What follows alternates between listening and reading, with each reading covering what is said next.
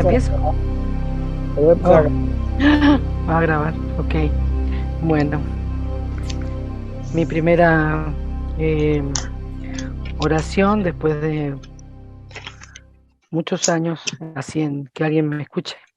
Siempre las hago frente a Dios o en las noches a mí misma, o para bendecir un alimento, una comida, pero bueno, siempre digo que las cosas pasan por algo, que estoy aquí en este grupo es por algo y si bien me he perdido algunas cosas por algunas clases, eh, agradezco que estemos aquí, que lo que hoy el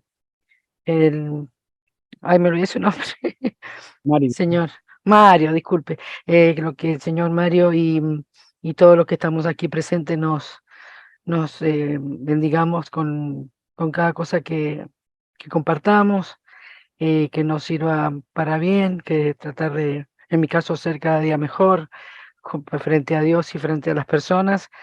Y bueno, invoco mi Espíritu Santo para que me inspire y me quite de que y pueda hablar, porque tengo muchas cosas para decir, pero bueno, cuesta un poco. Entonces invoco al Espíritu Santo en mí y en todos ustedes para que esta sea una reunión más que nos fortalezca espiritualmente y emocionalmente y todo. Amén, amén, amén. Amén. Gracias. Amén. Amén. Pues vamos a iniciar una nueva etapa. ¿Nos tiene algo presentado, don Luis? Sí. Voy a tratar de ser un poquito breve y conciso para aprovechar el tiempo. No es relevante esto porque eso no nos compite en nuestra teología, en nuestra doctrina, pero lo que pude investigar respecto a la Pachamama, que es un dios, una deidad para los incas, pueblos incas, quechuas, y de los que estaban por ahí, por la región de Perú, Bolivia, Argentina, Ecuador, en épocas antiguas, así como los mayas tenían sus dioses, los aztecas, los egipcios y todas las culturas antiguas, estos también tenían su dios. Yo desconocía completamente esto, surgió por el escándalo que hubo en el Vaticano en el año 2018, cuando estaba el sínodo de la Amazonia, que llevaron al Vaticano una estatua de la diosa. Esta es una diosa femenina, a Pachamama, que es la diosa de la creación, de la naturaleza, del universo. Así le llaman ellos los incas. Creo que todavía la veneran. Es un ídolo, digo un ídolo por el carácter que ellos le dan, ¿verdad? Como un dios. A nosotros voy a utilizar este término, que tenemos la civilización occidental, que tenemos la cultura occidental, que espero, ¿verdad?, que sea así para todos, la cultura que atravesó el Atlántico procedente de Europa y posiblemente el norte de África, ¿verdad?, con la religión, con el idioma y con la cultura romana y griega. Estos señores también tenían su dios y todavía la tienen, le celebran su día el día 1 de agosto de cada año, ellos la veneran como un dios. Y le queman incienso, grasa de llamas, esos animales que hay en el altiplano de Sudamérica, hasta la actualidad. Es lo que tengo concisamente, ¿verdad?, para ustedes esta noche. Pues gracias, ya nos iluminó un poquito más, ¿no? De lo que es este ídolo, y en su momento pues estuvo en los jardines del Vaticano, permitieron un ritual y todo eso, y a ver si me encuentro por una entrevista ahí, está en inglés, si me lo encuentro por ahí, de los muchachos que tiraron el ídolo al río Tíbet, ahí en Roma, y auspiciados por católicos, claro, son católicos, ¿no? Y auspiciados por católicos. Taylor Marshall. Él es Yo me comprometo a seguir investigando esto un poco más a fondo, desde el punto de vista de la doctrina nuestra, de la religión. Hay un sacerdote que yo lo sigo mucho, no recuerdo el nombre, Martín creo que se llama, es español, y él pues en su momento le tiró piedras a toda esta situación en el Vaticano, ¿verdad? El problema fue el escándalo que provocó. Para nosotros no es un Dios. Nosotros tenemos perfectamente definido que Dios para nosotros es solo Dios. No es Dios la Virgen María, ni San Judas Tadeo, ni todos esos, ¿verdad? Nosotros, Dios es el Dios. No hay otro. Sí, exacto. Y aquí es la distorsión, ¿no? Y en las culturas. Y entonces decían, no, pues en esa época se decía, no, pues sí, son la cultura de los indígenas, de las amazonas y todo eso. Así deberíamos de dejarlo. O sea, ahora hay una administración dentro de la iglesia en todos los ángulos muy, muy light, que todo se permite, que todo se puede.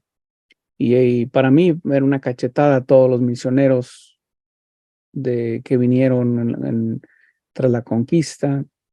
En México tenemos a Fray Junípero Serra, a los franciscanos, a los dominicos, agustinos, entre otros. No sé, allá en Argentina creo que son los jesuitas y los franciscanos también.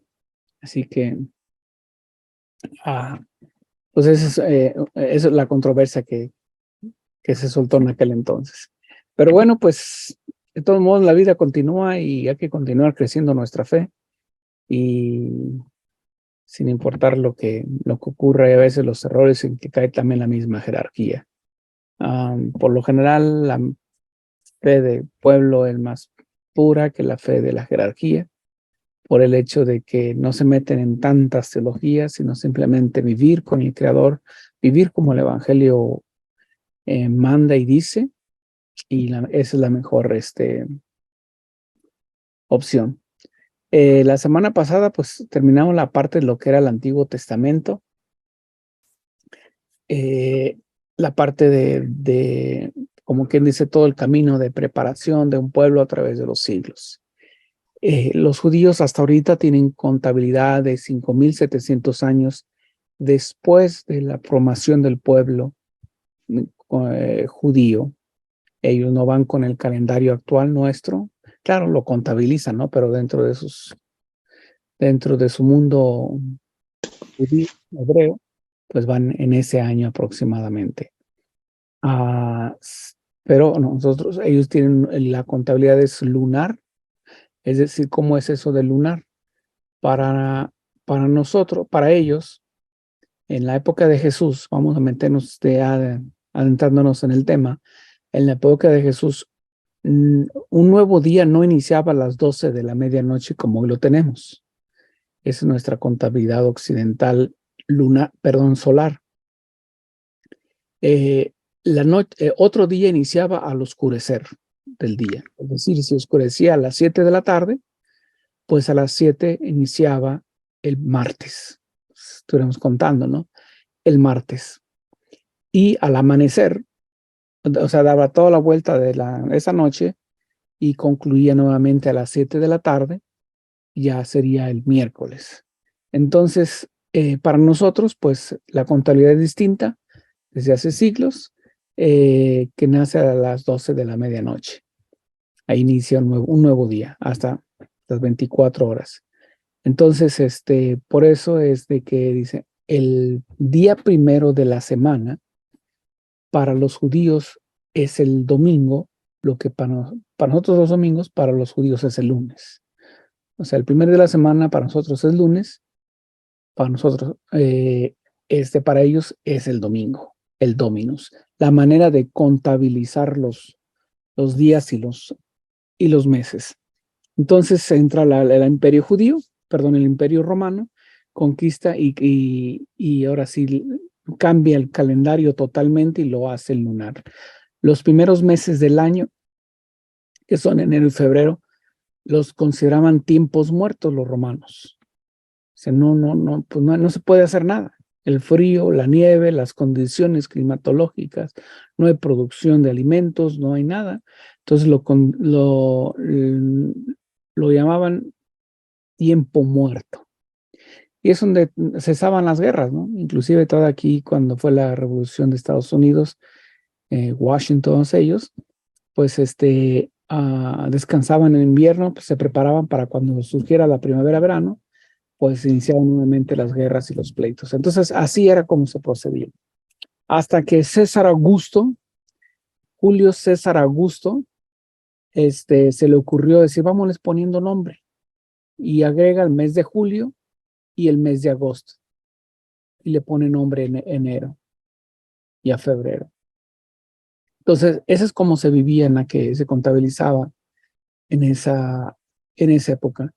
Pero ahora, pues ya las promesas cumplidas en Jesús, entramos a lo que diríamos o llamamos el Nuevo Testamento, en el cual, pues, no inicia el Nuevo Testamento como con los apóstoles en el sentido escrito, sino más que nada para distinguir la parte antigua de la parte nueva, es decir, la promesa y ahora a partir del Nuevo Testamento el cumplimiento de todas esas promesas a lo largo de los siglos que Dios hizo a través de los profetas, patriarcas, etcétera, etcétera.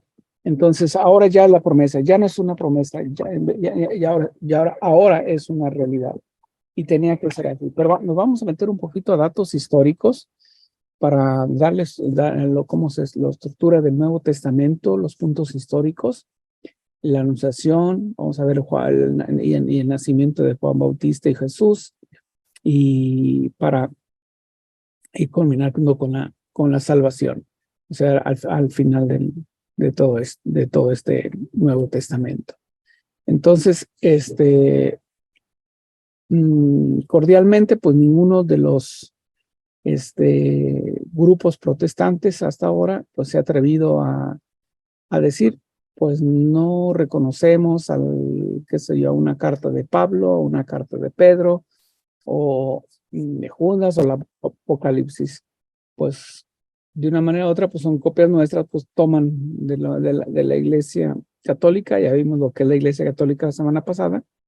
Entonces toman lo que es el canon y lo hacen suyo, aunque nos han robado el nombre también, ¿no? Se dicen cristianos. ¿Usted es católico? No, soy cristiano. Oh, pues entonces, pues somos los mismos, creemos en Cristo, ¿no? Entonces, en ese aspecto, pues no hay problema.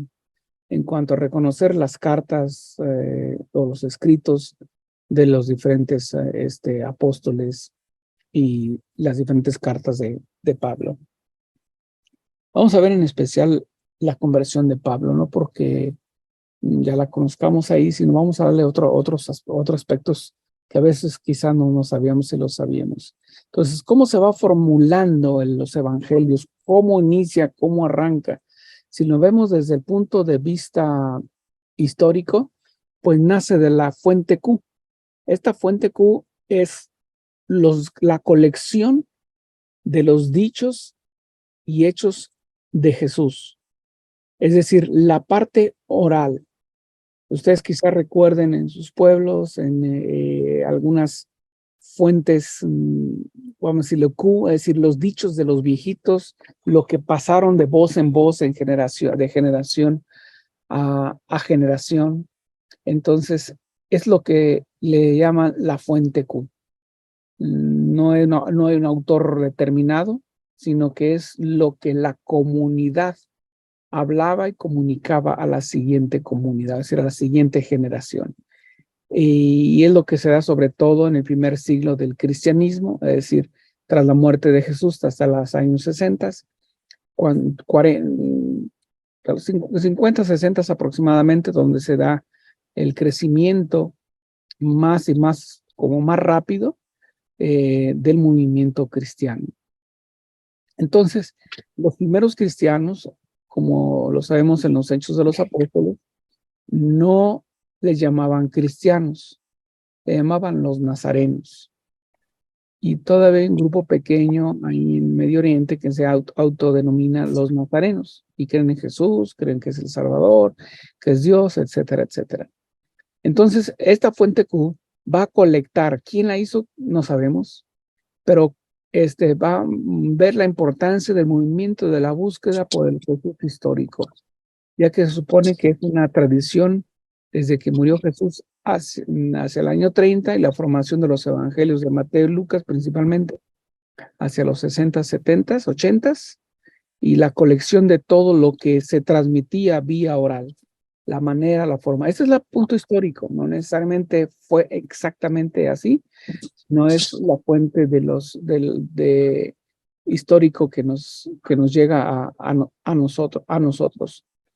Entonces, como vemos, la vida y enseñanzas de Jesús pasa a través de una tradición oral y a cabo del tiempo, pues ya es común, todo el mundo lo sabe, pues vamos a darle forma, es decir, a la colección. Empiezan a ver escritos. Se calcula que Marcos él es el evangelio más antiguo y que de ahí algunos se basaron, otros se basaron por la fuente Q, otros se fueron directamente porque fueron los testigos como Juan Bautista. Se dice que Lucas es seguidor de Pablo, doctor de oficio, pero en revelaciones privadas dice que sí conocía a Jesús directamente. Por eso es que da muchos detalles.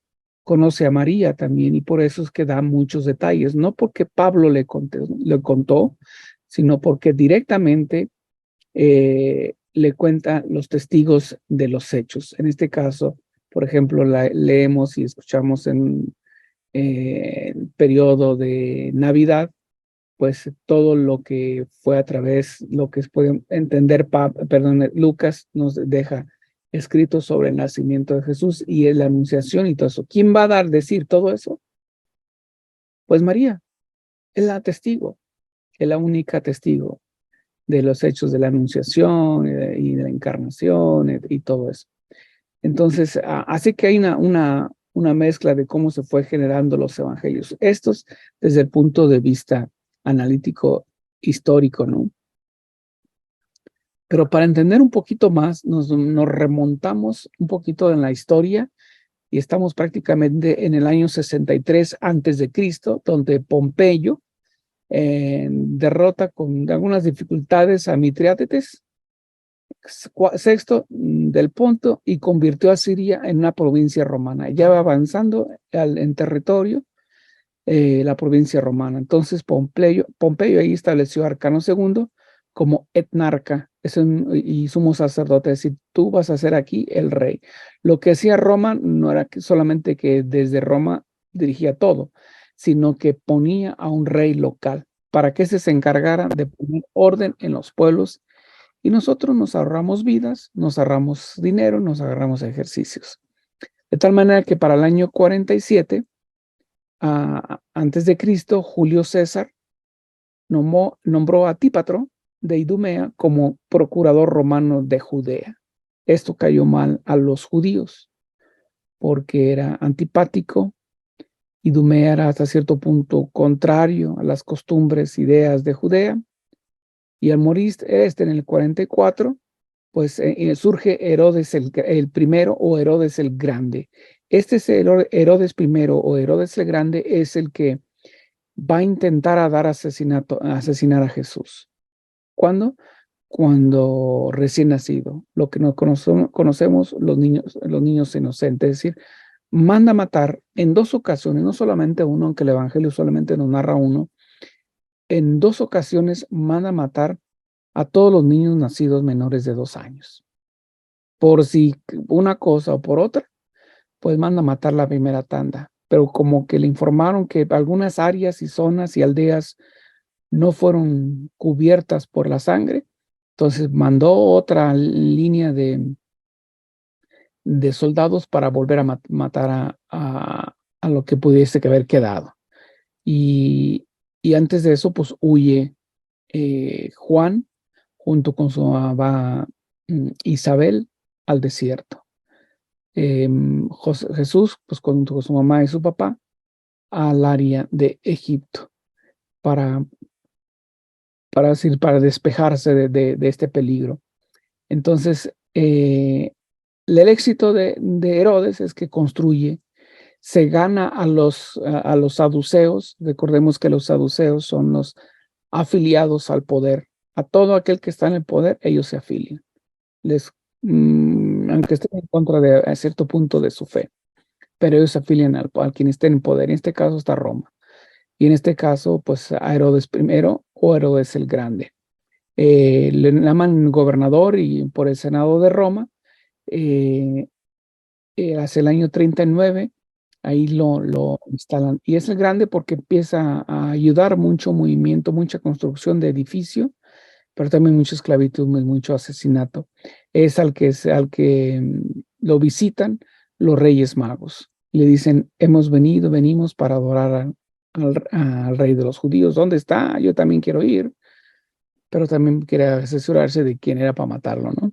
Entonces, no necesariamente Jesús nació en el año 0, como llevamos la contabilidad hasta ahorita.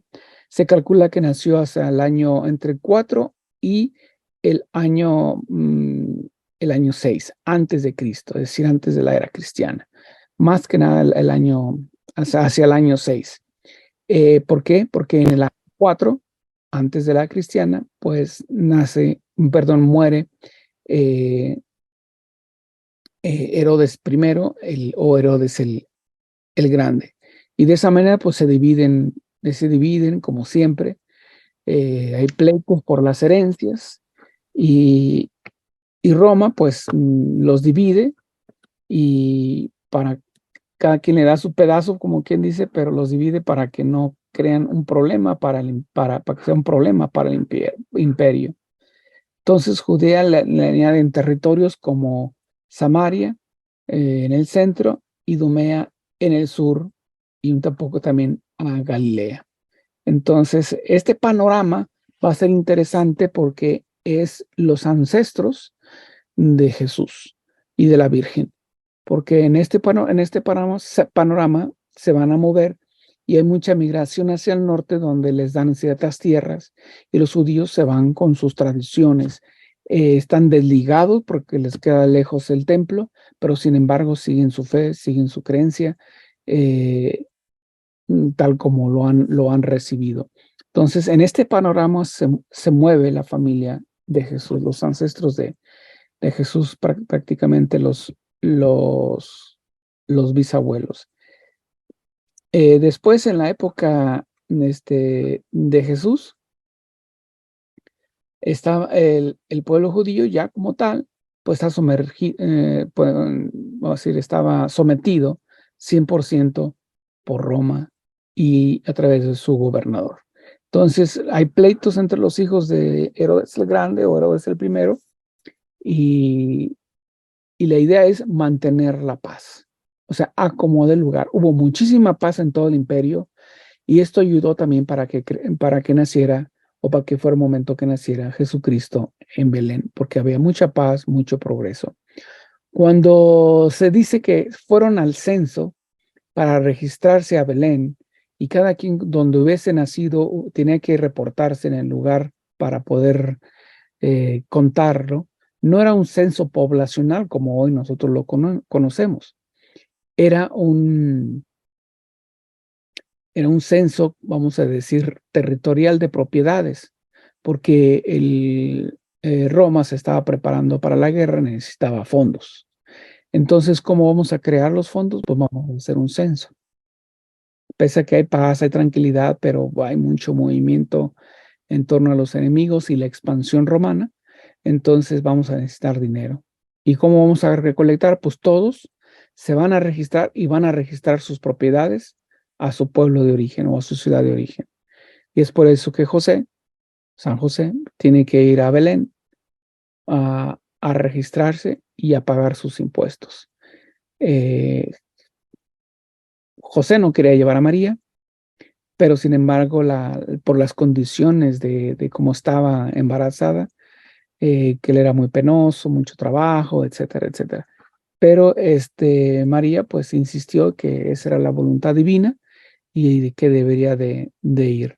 Así que como vamos descubriendo el nacimiento de Jesús en los dos evangelistas, Mateo y Lucas, dan un poquito más de detalle sobre el Belén, cuando nació Jesús en Belén de Judea, en tiempos de rey, dan más detalles históricos. Y eso es lo importante, que para que sea real o verdadero, tiene que haber datos históricos. De lo contrario, pues es una bonita historia, pero es una bonita fábula y un bonito cuento. Y así queda como tal. Pero si no hay, es que decimos, se parece a lo que dice el Evangelio. No es que se parezca. Tiene que decir, ahí existe Jerusalén, tiene que haber vestigios históricos, monumentos, monedas, edificios, entre otros. Entonces, la región de Galilea es una zona montañosa. Canaán, Nazaret, están prácticamente a 140 kilómetros de Jerusalén, y es una zona así como montañosa, rocosa, en esa zona donde vive y que se crece Jesús. Históricamente poco se sabe de las tribus de Jerusalén tras la muerte de David. ¿Por qué? Porque fueron, si recuerdan, fueron desapareciendo poco a poco, conforme fue creándose los imperios acercándose a esa zona. ¿Por qué era importante Israel como territorio? Porque le ayudaba a dominar el sur, que es para llegadas cercana a Egipto, y hacia el norte. Entonces, quien dominaba esa área, dominaba el sur para Egipto y el norte para lo que es ahorita Siria, el Líbano y todas esas zonas. Así que los sirios llevaban lo que tenían, los babilonios también, los persas también llegaron, aunque no con mucha fuerza como llegaron los babilonios, porque se resultó una guerra allá y tuvieron que regresar. Los ptolomeos, los griegos, los seleucidas, que son los árabes. Así que de todo eso hubo en el movimiento del territorio de norte de Galilea. Entonces, como se han llevado a lo mejor, se ha despoblado las zonas, es necesario colonizarla. ¿Y cómo le van a hacer? Pues volver a mandar judíos, darles territorio, darles tierras, darles lugares para que puedan habitarla y hacerla crecer económicamente. Y es por eso que llegan, hasta donde yo creo y he visto, que llegan los abuelos y bisabuelos de Jesús a tierras del norte, es decir, a lo que es Galilea, Cafarnaún, y toda esa zona. Así que el entorno religioso de Jerusalén, perdón, de Galilea, es judío, tan lejos de distantes de los fariseos, de los saduceos, en otras palabras, de la jerarquía.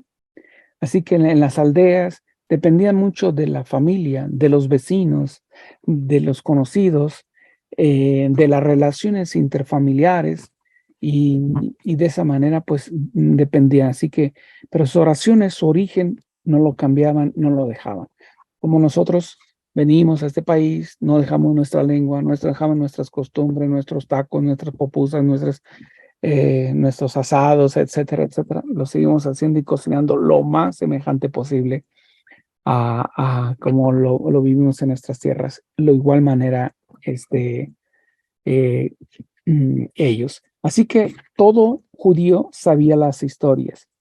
¿Quién se dedicaba a contar las historias? Aparte en la sinagoga, pues generalmente eran las mujeres, porque eran los que iban criando a los hijos. Entonces les contaban los pasajes de la Torá, de la ley de Dios. Así que no dudemos que María, obviamente, en su saber, pues dio instrucción, vamos a decir, académica sobre, ahora podemos decir que el Antiguo Testamento, en aquel entonces no había Antiguo ni Nuevo, solamente eran los escritos de los profetas, no había esa distinción entre Viejo y Nuevo. Entonces, hay mucho cómo se describe a San José, ¿no?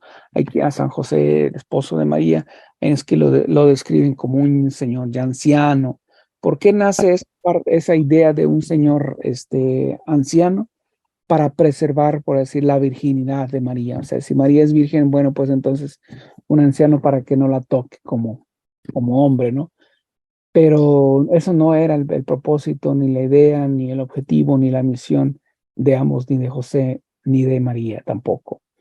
Eh, Simplemente ella, para ser madre de Dios, el Verbo encarnado, y después vamos a ver cómo es necesario un padre físico para que pudiese desarrollarse como una familia, en una familia, Jesús, y, y de esa manera que se pudiese desarrollar y cumplir la palabra de Dios. Entonces,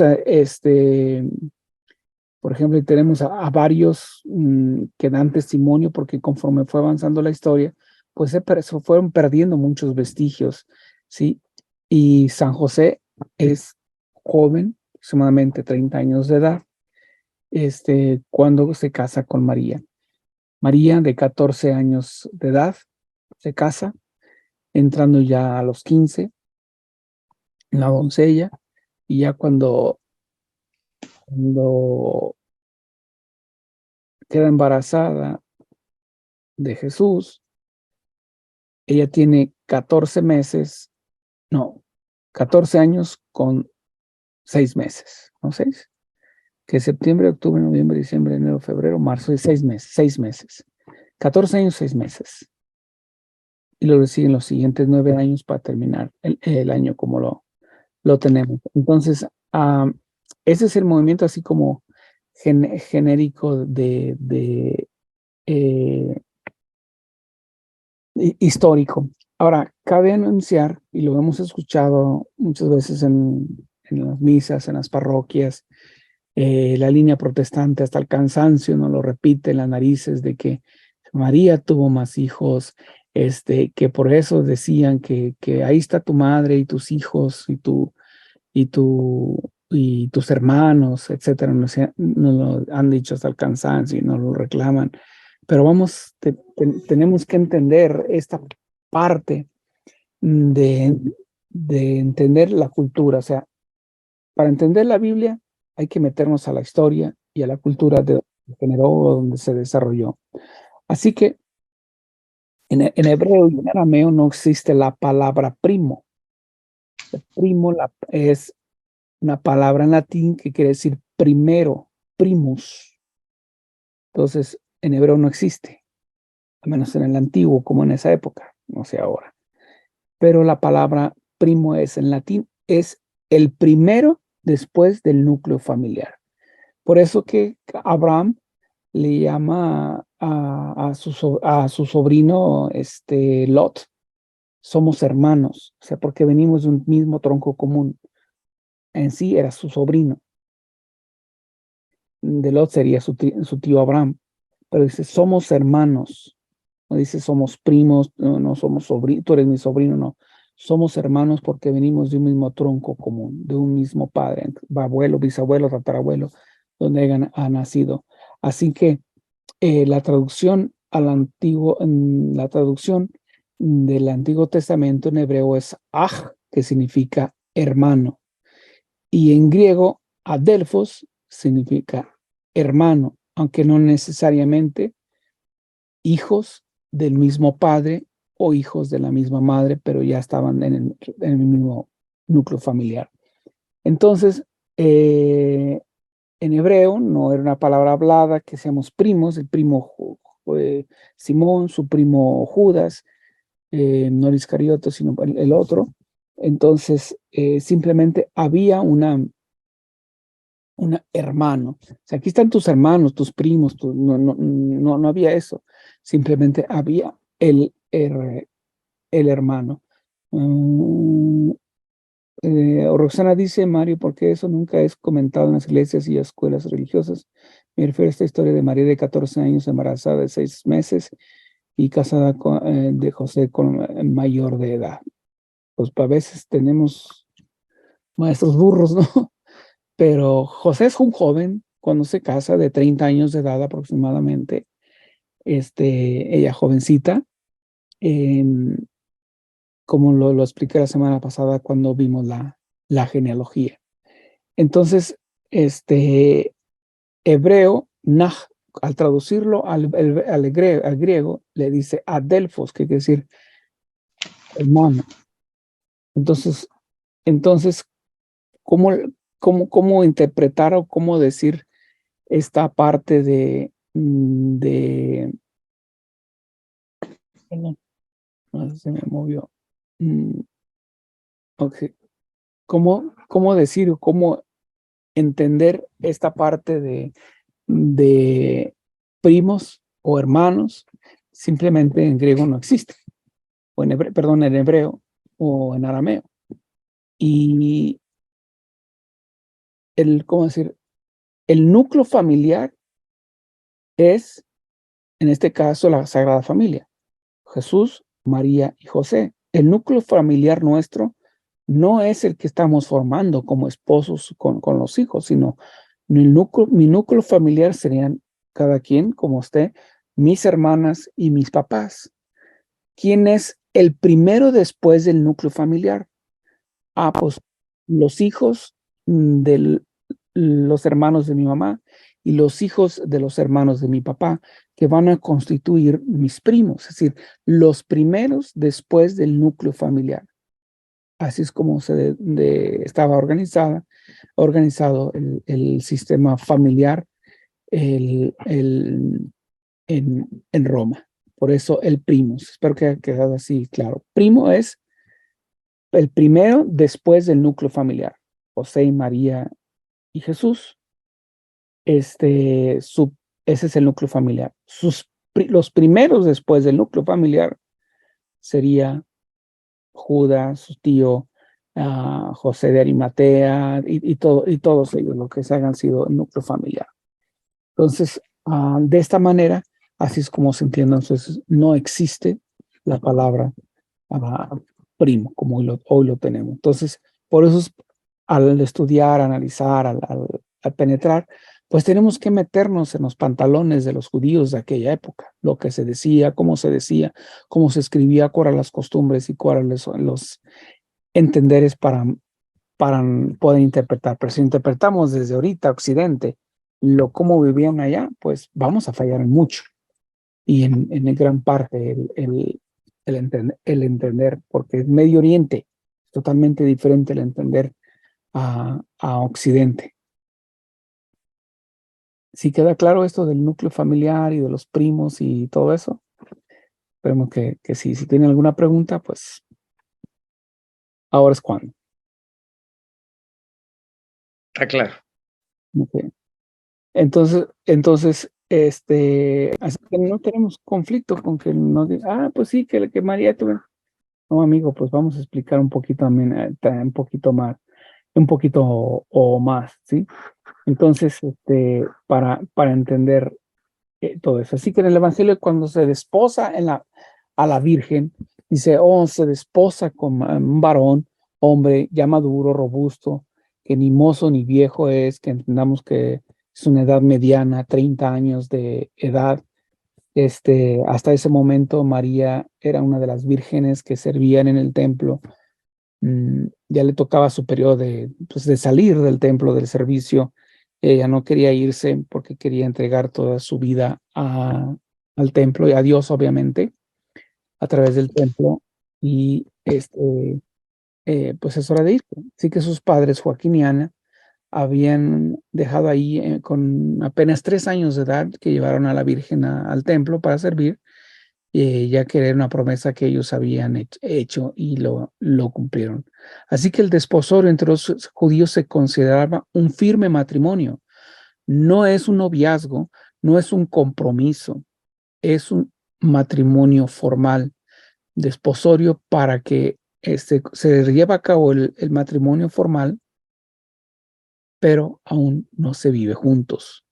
Así que no se puede disolver por un divorcio. Por eso es que se dan ciertas leyes en cuanto al divorcio o despojo de la mujer, como lo vemos ahí en Éxodo y en Deuteronomio, en esa parte. Entonces, desposores no cohabitaban, es decir, que no vivían juntos, pero eran ya legalmente casados. Ya eran esposos, no eran novios o pretendientes o ya, ¿cómo decir? Sí, pretendientes, ¿no? Es mi pretendiente o es mi pretendiente para ser mi esposo, mi esposa, cuando ya se oficializa el matrimonio como tal, tanto civil como religioso.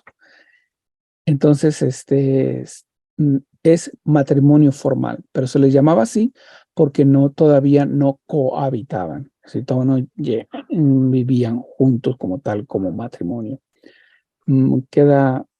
¿Quedamos claros aquí? Yo sé que es mucho dato histórico ahorita como para ir sembrando el cimiento de lo que después viene para entender por qué esto, porque tenemos que meternos a la historia. Es una fábula muy bonita a veces, pero si no tienen documentación, si no se puede documentar, no se puede ilustrar, pues no deja de ser una bonita historia, pero no real. Una fantasía, pero no real.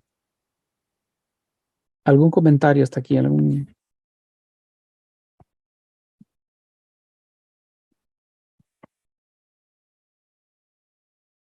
¿Vamos bien o vamos de lado?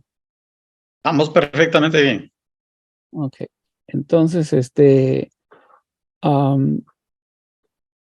y por eso, o sea, siempre que acudamos, la historia nos va a ilustrar, ¿no? Es, por ejemplo, el libro de Mormón, nuestros hermanos aquí mormones, pues muy bonita como ilustración y como fábula, pero no tiene un fundamento histórico.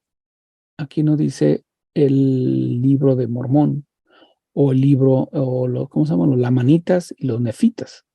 No hay ningún vestigio en Mesoamérica. Mesoamérica abarca desde el centro mexicano al norte de Guatemala. No hay un vestigio histórico que diga, aquí hubo lamanitas y aquí hubo nefitas. Son suposiciones, como que se parece la narración. No sabemos de dónde lo sacaron los mormones. Se cree que es también no sé, una interpretación, creo que hizo José Smith, pero hasta ahí. Pero tiene que decir un dato histórico formal. El monte Cumora, que dicen donde José Smith se encontró las tablas o el libro de Mormón, para traducirlo para que se convirtiera en libro de Mormón, dista de mucho de que, vamos a decir, la descripción que da no es la exacta como la que hay en el libro de Cumora. Parece, en el monte Cumora, parece más bien el pico de Orizaba, pero no el monte Cumora. Entonces, aunque los nombres cambien, pero sigue habiendo vestigios de que esa cultura, ese pueblo, estuvo ahí presente. Y de esta manera, para que sea real, para que sea histórico, conéctalo. Para que sea histórico, para que sea real y para que sea creíble. Tiene que fundamentarse la fe con la historia. La ciencia va acompañada con la historia y la historia va acompañada por la fe.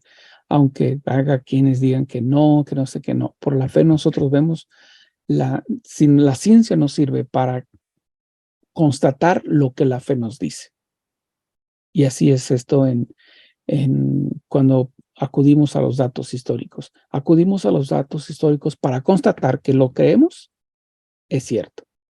Que hay un Jesús histórico, que hay una María histórica, que hay un San José histórico, que existieron como familia y tuvo una familia, pues normal, como todo ser humano, con primos, tíos, etcétera, etcétera, dentro de su clan familiar. Entonces, si vamos bien, pues vamos a lo que es la anunciación, ¿sí? La anunciación, para entrar más, así como más exactos hacia la anunciación hacia María, se da más o menos lo que podríamos hoy decir hacia marzo 17 aproximadamente, en esos entornos de días. Así que Mateo y Lucas recogen los acontecimientos de la infancia de Jesús. ¿Cómo lo van a saber? Porque María se los dice. Porque es la única. No hay, para los redactores, el único testigo ocular de los hechos, de la anunciación, por ejemplo, ¿sí? La historia narra aquí que no es simplemente una ilustración de palabras antiguas, sino la realidad de aquellas palabras que se esperan. Así que, ¿de dónde saca Mateo y Lucas la historia que relatan? Pues muchos creen que de la fuente Q, es decir, de lo que se fue conociendo y transmitiendo y lo que María también fue platicando a lo largo de su tiempo de vida aquí en la tierra. Y de esa pasa de voz en voz, de voz en voz, de generación en generación, y se va creando lo que es la fuente Q. Entonces, su madre conservaba todas estas cosas en el corazón. María no es una María pasible, una mujer de fe pasible. Aquí nomás yo lo conservo en mi corazón, es para mí, no.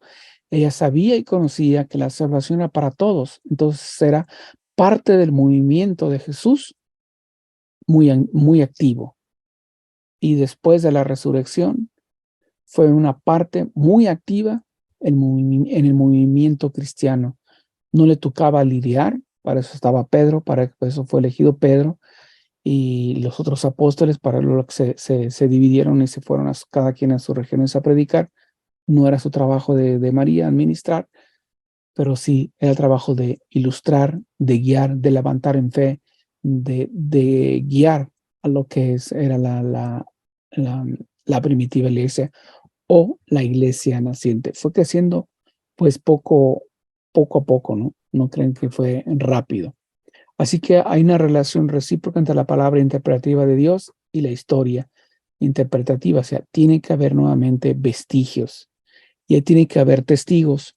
Por eso que es importante, porque pone varios testigos en la resurrección, los diferentes evangelistas, porque 2 o más testigos hay evidencia de que es verdad. De lo contrario, es cuento. Así que en la anunciación de Juan el Bautista, Zacarías es su sacerdote, su esposa Isabel, prima de María, ya lo vimos en la vez pasada, donde nace. Déjame ver si encuentro rápidamente para ubicarnos en el parentesco a Jesús perdón, a María y a genealogía.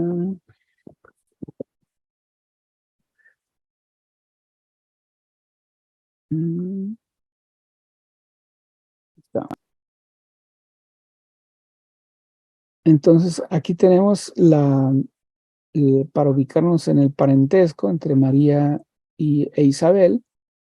Pues tenemos que la madre de Isabel es Emerencia y su papá Efraz. O sea, su papá Efraz es un sacerdote levita. Y como consecuencia, pues se casa con un sacerdote levita, Zacarías. Y por eso que es Isabel, prima de la Virgen María. Bueno, aquí está más exacto, no eran 30 años, me equivoqué, disculpen, 33 años de vida cuando se casó con María San José. A su muerte tenía 60 años, 27 años de matrimonio. Entonces, esta es la niña por donde su prima Isabel se conocían, habían convivido en los años anteriores. Entonces, ¿quién nos va a narrar? Pues Zacarías, ¿sí? Que es Juan Bautista es un levita, descendiente de Aarón, pasando por Josué. Así que por ahora sí, herencia de tribu, Juan Bautista es levita, es decir, sacerdotal, va a la regla. No convive con maleantes, no convive con prostitutas, no convive, sino que denuncia el mal. Y por haber denunciado el mal, le cortan la cabeza. Entonces, se convierte en un referente de Jesús Juan el Bautista. ¿Por qué su primo? No, por lo que anuncia, porque va abriendo el camino a lo que es la anunciación. Entonces, así cuando le toca su turno y se dan en sorteos, pues entra en el templo, en el ámbito sagrado. O sea, para nosotros entramos al templo, pues entran las bancas, sillas, etcétera, etcétera. Para entrar al lugar más santo era como entrar al sagrario, donde solamente entraba el sumo sacerdote en turno, y todo el pueblo permanecía afuera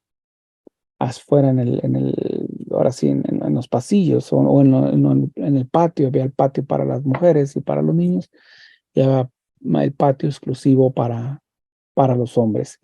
Entonces, Zacarías entra en el templo, está haciendo ahora sí, su oración, las fragancias de todo el perfume que soltaban y todo eso. Y es como el incienso era como la manera de expresar que la oración había llegado hasta a Dios. Así que cuando Zacarías está en oración, se le aparece un ángel y le dice lo que es la anunciación.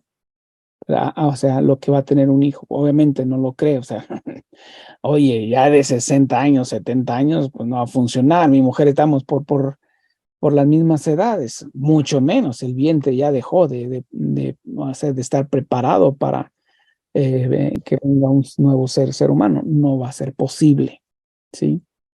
Entonces, eh, mm, el Papa Juan Benedicto XVI en su libro La infancia de Jesús, escribe muy bien, dice, era el lado sur del altar. El ángel entra al altar y el candelabro de 7 brazos. En el lado izquierdo del altar, que da al norte, había una mesa en los panes de la proposición. Va a ser muy importante, los panes de la proposición, o sea, el alimento para el pueblo, lo que nosotros tenemos como la Eucaristía.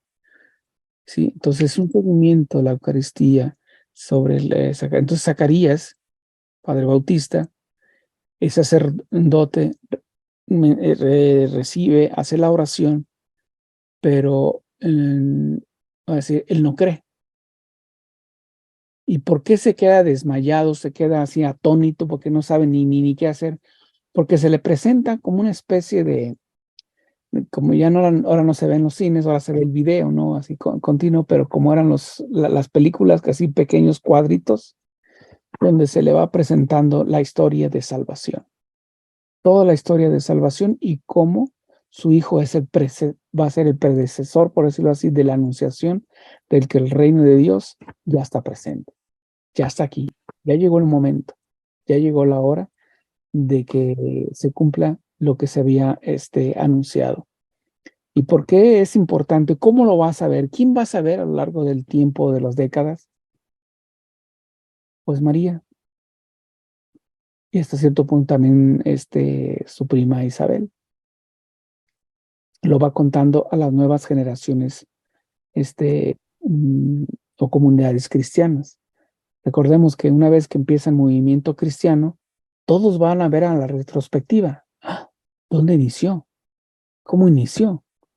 ¿Cómo fueron los inicios? Así como quizás nuestros hijos nos preguntan, ¿cómo es que conociste a mi mamá? ¿Cómo es que conociste a mi papá? ¿Cómo es que se vinieron a Estados Unidos y son migrantes? Y esa curiosidad también se sembró en la primera comunidad primitiva, o en las primeras comunidades cristianas. ¿Cómo saber lo anterior? ¿Cómo saber cómo ocurrieron los hechos? Pues con los protagonistas directamente.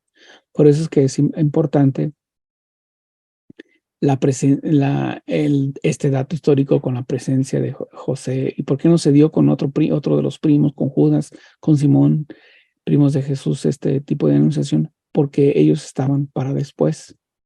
El predecesor del movimiento era Juan, es el que va preparando el camino y del cual no soy digno de atar a sus sandalias.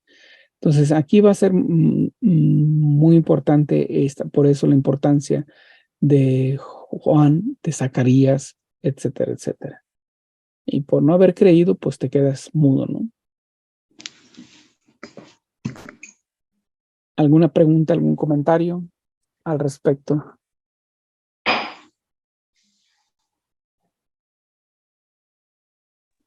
Sí, Mario, una preguntita. Cuando vos dijiste que tenían 60 años y 60 años, ¿son 60 años realmente nuestros o una mezcla de menos? Generalmente, conforme de los nuestros, por decirlo así, para dar una ubicación, porque ellos no contaban 2 meses. Entonces ya sería de los nuestros. Y recuerde que ahorita 60 años todavía se es joven, se tiene vitalidad, todavía se está trabajando, etcétera, etcétera. En aquella época, 60 años, ya era una persona de 90 ahorita. O sea, ya con muchas limitaciones físicas, con muchas enfermedades, ya era un anciano, etcétera, etcétera. Entonces, Sí, sí, el promedio de vida era menos, obviamente, claro. Sí, sí, sí, ahora entiendo. Ok. sí, hasta podemos leer en la historia de los reyes de Europa. Oh, pues llegó a ser, por ejemplo, Carlomagno murió de 33 años de edad. O sea, entonces decimos, pues, joven, apenas empezando, ¿no? Ya eran personas maduras, ya de cuarentón, ¿no? Ya eran personas maduras. Para nosotros, pues, estaba todavía joven y a esas alturas, pues, muchos de nosotros todavía volábamos, ¿no? Por los cielos a esa edad. Pero es importante porque ponen aquí la narración bíblica,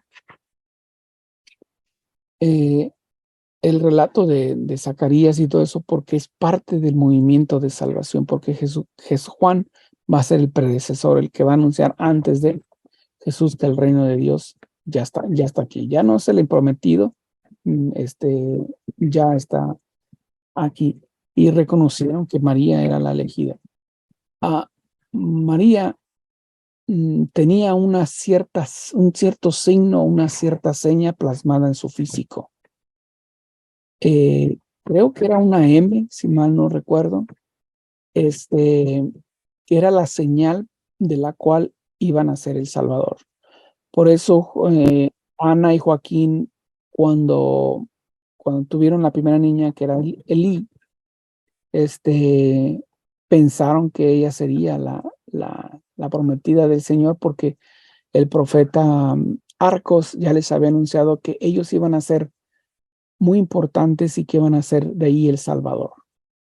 Y por eso María Elí, que se casa con Alfeo y que tiene a sus primos Santiago como apóstol y a Judas como apóstol, entonces María Elí, sus papás ven que no tiene la huella o la marca de la cual, o el signo que la cual tenía que tener la niña para ser la elegida del Señor, hasta que aparece, pues prácticamente Ana tenía 44 años y Joaquín 66, 20 años después de no tener hijos, pues nace María.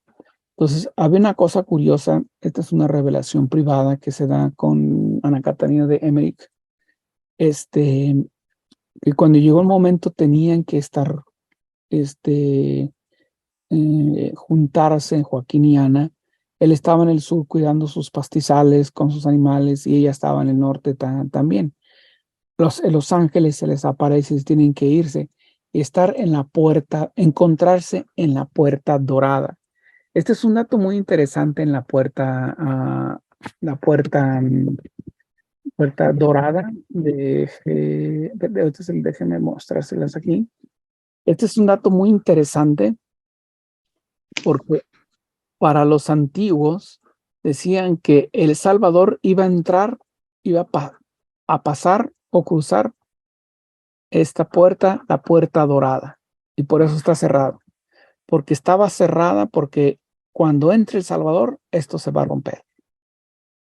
Y aquí precisamente es donde se encuentra Ana y Joaquín, quedan, vamos a ser santificados y contraen a María para que luego se convierte en la madre de Jesús.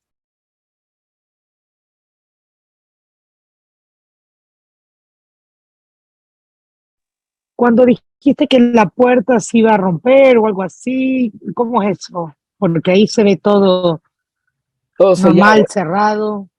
sí, se ve sellado porque la creencia judía, a menos de aquel entonces, es de que O lo negaba. entonces, que esta puerta iba a entrar aquí el Salvador, o sea, iba a romper para reinar, iba a romper la puerta para poder entrar y reinar como tal. Y puede ser la puerta dorada. dato curioso ahí de lo que se nos de lo que se nos revela a través de Ana Catalina de Emmerich. Y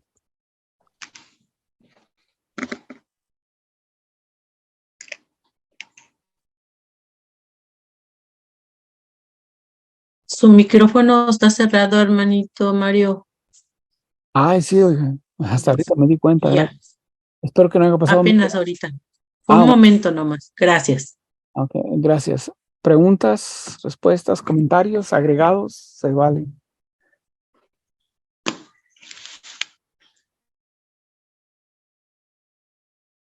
O sea, tenemos que meternos a la historia de una manera y otra para poder entender y para poder fundamentar, pues, nuestra fe. No todo se va a poder comprobar, porque la ciencia puede comprobar la materia, el peso, el tamaño, el color, el calor, etcétera, etcétera. Y la fe, usando la ciencia, va a comprobar que lo que cree sí es cierto.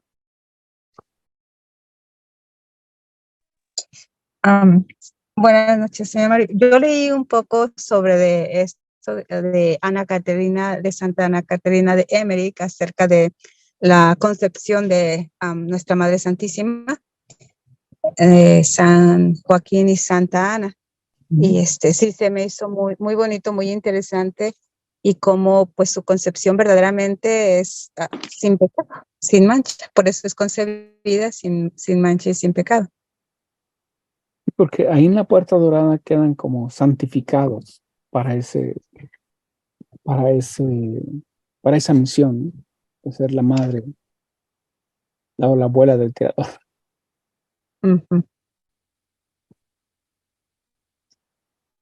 Gracias, muy interesante y muy bonito todo. Así que ya en la Anunciación, recordemos que Juan Bautista es levita, es sacerdotal. Jesús no. Juan es tajante. O sea, aquí el pecado es pecado aquí en China, ¿no? Y chin el que se raje. Y no me rajo. O sea, él no se rajaba. Entonces, dice, estando en el 6º mes, ¿quién es el que está en 6º mes? Juan. Exacto. Entonces, estando en el 6º mes, o sea, la narración del Evangelio. Déjame ver si me encuentro aquí, lo tenía antes, pero cómo los meses judíos, meses judíos.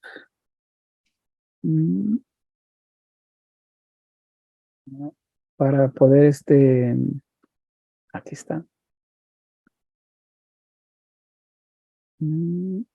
Ok. Así es como se dividía en aquel entonces los meses judíos. Sí, tenían 12 meses igual. Tenía el primer año el primer mes del año era el mes Abid o Nisan, lo que nosotros llamamos abril. O sea que no empiezan con enero como nosotros lo empezamos. Ellos empezaban con el mes de abril. El segundo mes es Sof, mayo. Sivan, junio. Tamuz, julio. Agosto, sexto. El Lut, septiembre. O sea que estando en el 6º mes, si llevamos 1, 2, 3, 4, 5, 6. El Lut. Estando en este 6º mes del año, se le aparece el ángel a María. ¿Sí?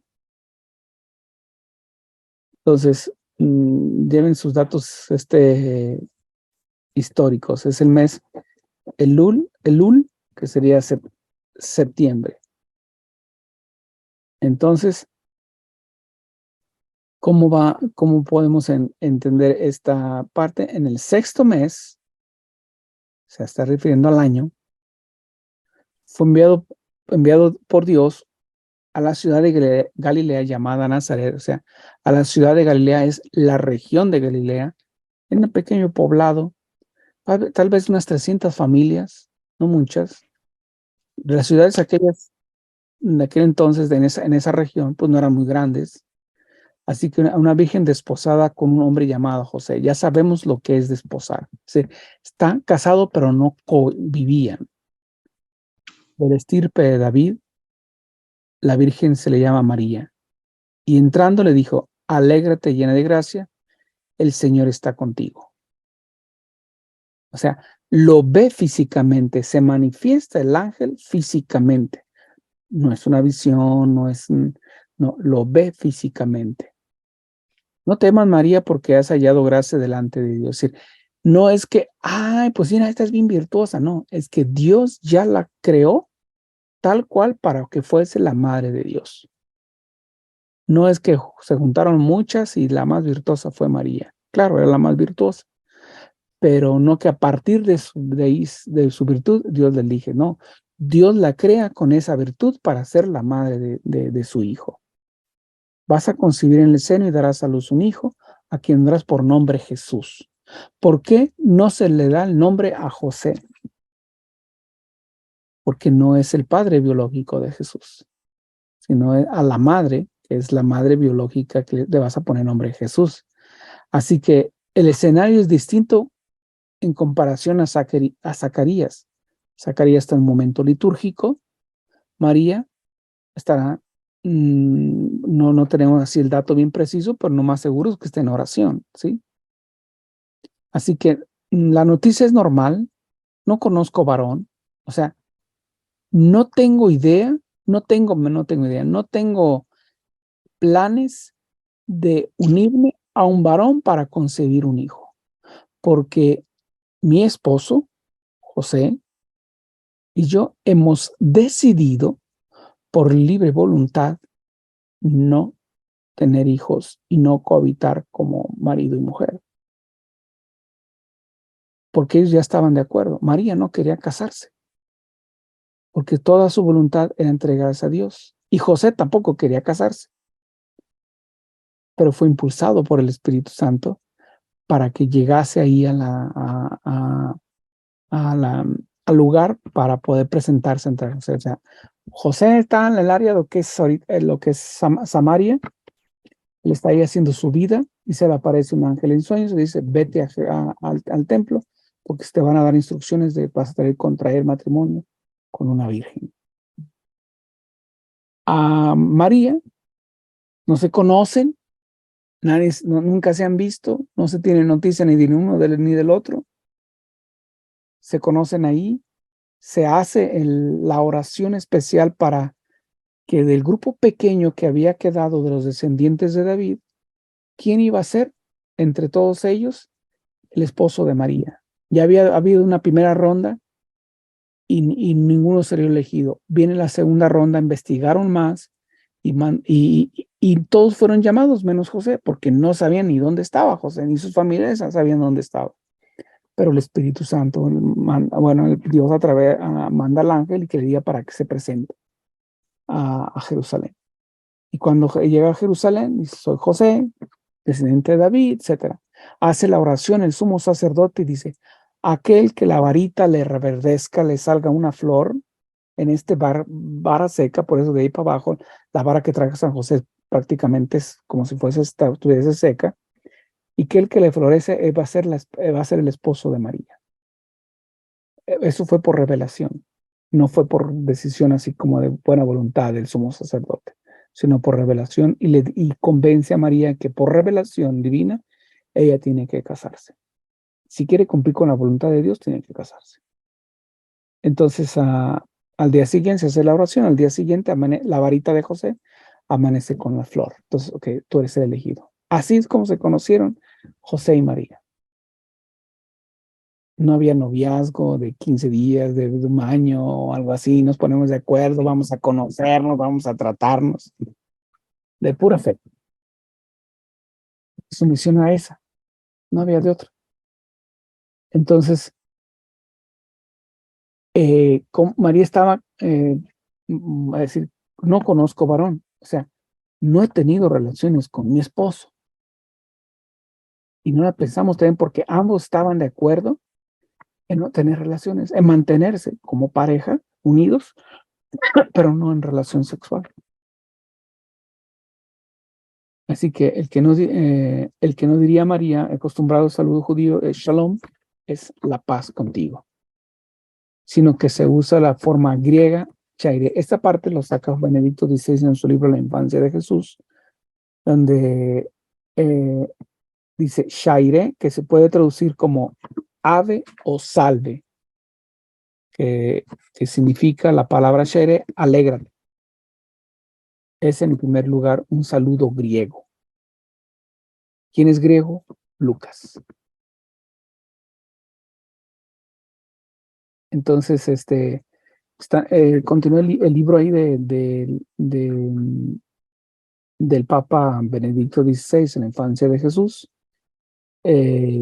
donde dice que el saludo del ángel Gabriel a María se retoma y se autoriza la profecía de Sofonías, que suena: alégrate, hija de Sión, grita, gozo de Israel, el Señor tu Dios está en medio de ti. Literalmente traducido, está en tu seno, en medio de ti, en el vientre. Así que alégrate, llena de gracias, digno de reflexión ante un aspecto de saludo de Chaire, de la conexión entre la alegría y la gracia. En griego, las dos palabras alegría y gracia, charas y chairis, se forman a partir de la misma raíz. Alegría y gracia van juntas. Esto lo dice el Papa Benedicto XVI. Entonces, comentarios. Nos quedamos aquí para dejar material para la próxima semana, si no se nos va a acabar rápido. Mario, una preguntita. Ahí en ese calendario que pusiste, ¿lo podés poner de nuevo? Sí, claro. El calendario. Ok, viste que dice mes 12 es marzo.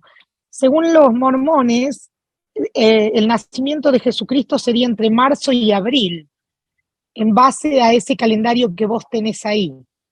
¿Eso es cierto más o menos entonces? ¿Es porque nos regimos por el calendario gregoriano? El mes 12, ¿cómo te quisiera decir? La anunciación se da en el mes 12, no el nacimiento de Jesús. ¿Sí? En el mes 12 ya lleva 6 meses de tener, es mutua interpretación, 6 meses de embarazo Isabel de Juan. Isabel. 6 meses del nacimiento, o sea, como el cumpleaños de María. ¿Sí? Y es el último. O sea que entonces nacería como en junio, julio. Jesús, ¿no? En diciembre. Y si estaba estaba de 6 meses en el mes 12, y le pones 3 meses más, que es un embarazo, sería como que nació entre junio y julio. Bueno, Juan Bautista sí. Oh, Juan Bautista. ¿Y Jesucristo? Hasta diciembre. O sea, es en diciembre, pero diciembre ahí, el mes 12 es marzo, dice. Sí, pero aquí es el mes 9. Nosotros corremos el mes. Ok, si sería ese, sería diciembre, sería el 9. Ajá. Entonces, con nosotros corremos sería el mes. de enero a diciembre, el 1 al 12.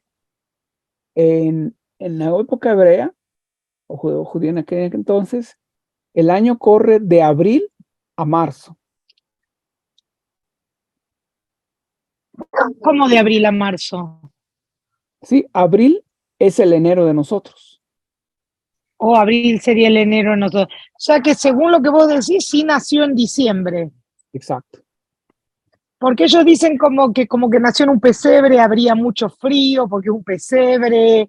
Entonces yo digo, bueno, con lo que yo estaba mirando ahí, digo, y justo vi en mes 12, marzo, pensé como que sí, era marzo y estaba el clima un poco mejor. Ellos dicen entre marzo y abril, creo, o algo así. Pero no, es por los calendarios, el estudio de calendarios que fue cambiando, por eso digo, hasta lo que vos sabés, no, es diciembre. Es diciembre porque, por ejemplo, enero, entrando el mes de enero, el Tebet, y entrando el mes de febrero del Sebat, todo se paralizaba. no había comercio, no había movimiento. ¿Sí? Entonces, cuando Herodes manda matar a los judíos, a los niños, en marzo. Dijiste que se dio cuenta de todo y investiga y manda a investigar y manda soldados a vigilar y todo eso, y se decide, mátenos a todos. Para eso, ya es abril, el 1 del año, ya es abril, y ya de esa manera, podemos físicamente ya puede viajar José y María y Jesús a Egipto, donde huyen. O sea, en otras palabras, quedan como 2 meses ahí estancados en la cueva del nacimiento de Jesús en Belén.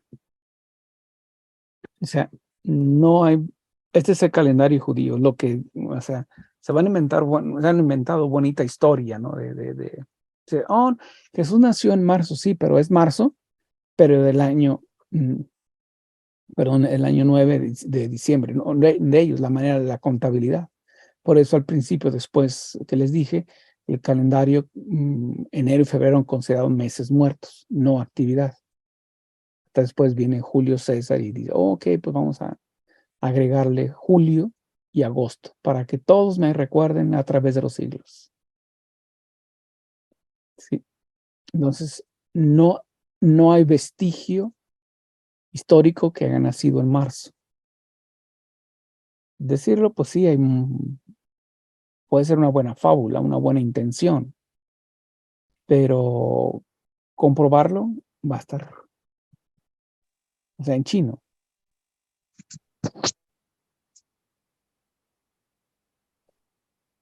No, sí, pero creo que hicieron primeros días de abril, algo así, pero bueno. Pido la palabra. Hable. Miren, nosotros en diciembre celebramos un acontecimiento, no celebramos una fecha. A mí que me demuestren los mormones, estos o los otros, lo contrario. Nosotros celebramos el nacimiento de nuestro Señor Jesucristo en diciembre. Es un acontecimiento el que celebramos, no es una fecha. Ayer fue 24 de junio, dentro de 6 meses exactos, a partir de ayer, nace Jesucristo. O sea, San Juan era mayorcito que Jesús, 6 meses. Entonces, que digan los señores mormones o estos o los otros, si son tan amables, me lo pueden demostrar con la historia o con algún otro documento. Gracias.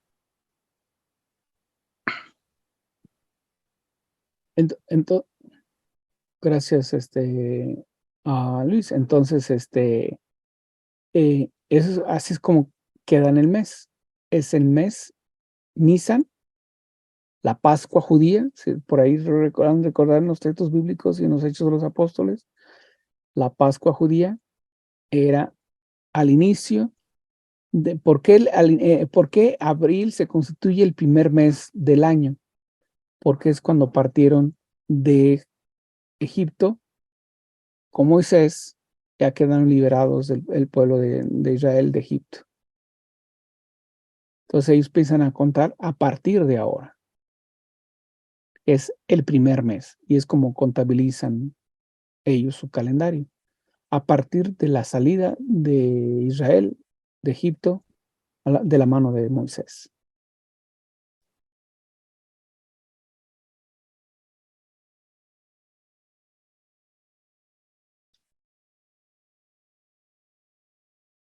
Entonces, como digo, si hay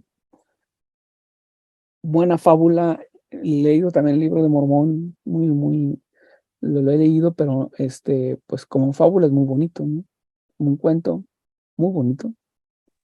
No, pero eso no lo dice en el libro de Mormón. Acuérdate que yo estuve mucho tiempo ahí, pero no lo dice el libro de Mormón, ¿eh? Eso lo dicen en cuanto a los estudios, según ellos, de los calendarios y los cambios de calendarios que hubo.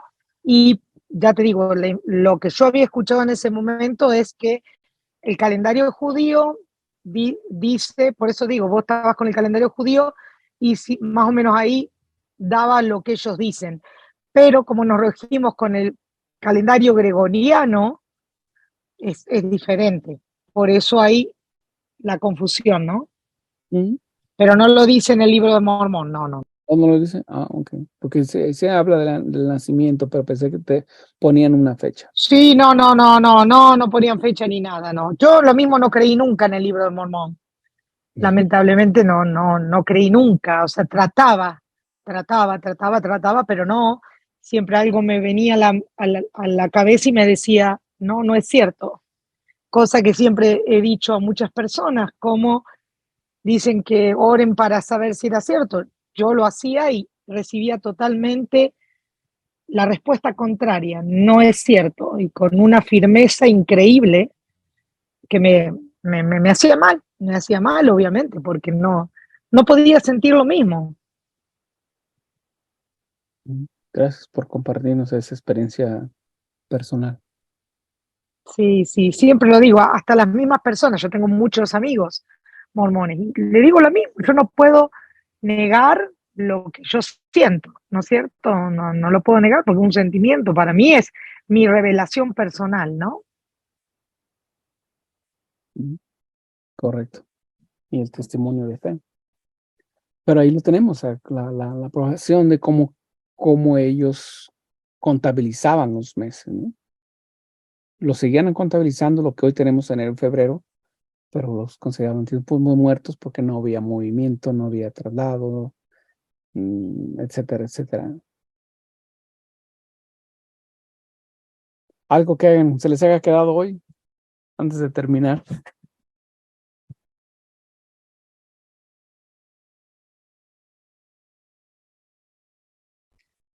Disculpe, la hermana hace un rato mencionaba que probablemente había mucho frío, esto y lo otro. Para ubicarnos en el clima, tendríamos que ver la latitud en la que está situado a Nazaret, Belén. Ahorita pues no tengo a la mano en qué latitud se encuentra en el hemisferio norte, ¿verdad? Porque el clima es muy relativo, depende de la posición geográfica de donde estemos hablando. No Sí, es lo mismo el clima creo de que dicen California. eso. Creo que dicen eso, que por la latitud que tiene hubiera sido un tiempo muy frío y no se habla de un tiempo muy frío. Después nos podríamos fijar, sería una buena idea mirarlo. Yo solamente lo escuché, pero sería buenísimo mirarlo, la latitud también, ¿no? De todas maneras, es El Salvador y nació. Diciembre, junio, enero, no cambia la historia del mundo, ni no cambia nada, ¿no? Se trata de una interpretación de fechas, quizás, no lo sé, pero nos podemos fijar.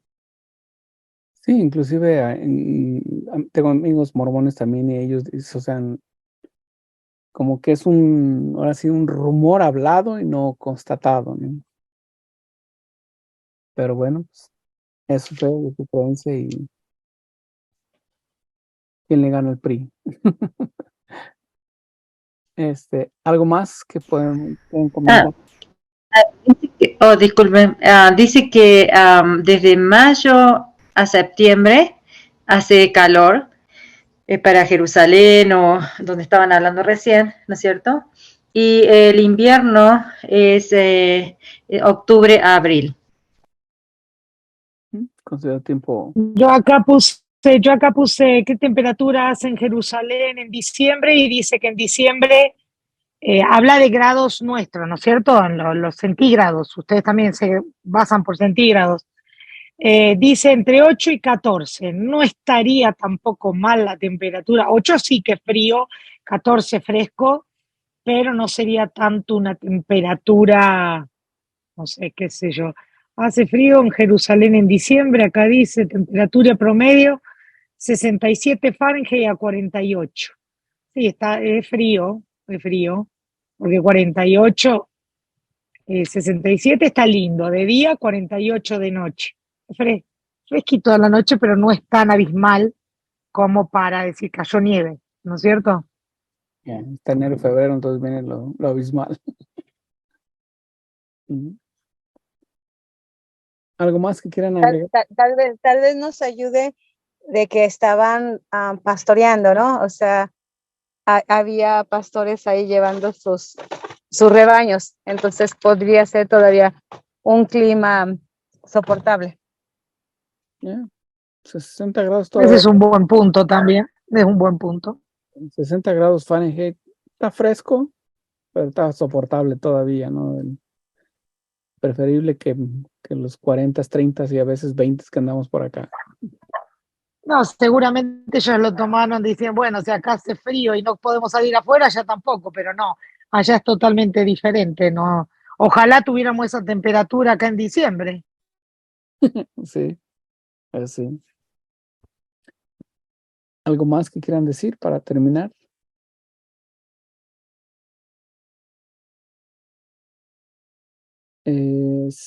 La próxima semana es, bueno, prácticamente fin de semana feriado, no sé si van a salir, tal vez van a salir a echar cohetes y a ir al lago, qué sé yo, ¿no? Emitimos el próximo lunes, que es un lunes 3, lo emitimos y nos vemos el día 10 de julio, ya que haya pasado la tornadera, por si van a salir, etcétera, etcétera, pues, A disfrutar del feriado. Disfrutar ese día. Sí, está bien, muchas gracias. Libre. Next. Secundo la moción. ¿Cómo, Luis? Gracias. Secundo la moción. Sandy, nos hace la oración final. Despedimos el día de hoy. ¿Yo la hago? La empezó Sandy, pero no me escucha. Hágala, Luis. Bueno, nuestro auxilio es el nombre del Señor que hizo el cielo y la tierra. Dios todo por eso eterno, te damos gracias por esta reunión, por estos conocimientos que han llegado hacia nosotros de parte de nuestro formador. Te pedimos que lo bendigas a él, le sigas iluminando para que él nos transmita esos conocimientos que son tan interesantes en la historia de la salvación de tu Hijo. Todo esto te lo pedimos por Jesucristo nuestro Señor. Amén. Por el Padre, del Hijo y del Espíritu Santo. Amén. Pues que pasen buenas noches por allá en California y los que estamos de este lado, también. Gracias, Señor. Tengan una noche bonita. Buenas Sí, gracias por noches su a oración. todos. Bendiciones. Buenas noches. Iguales.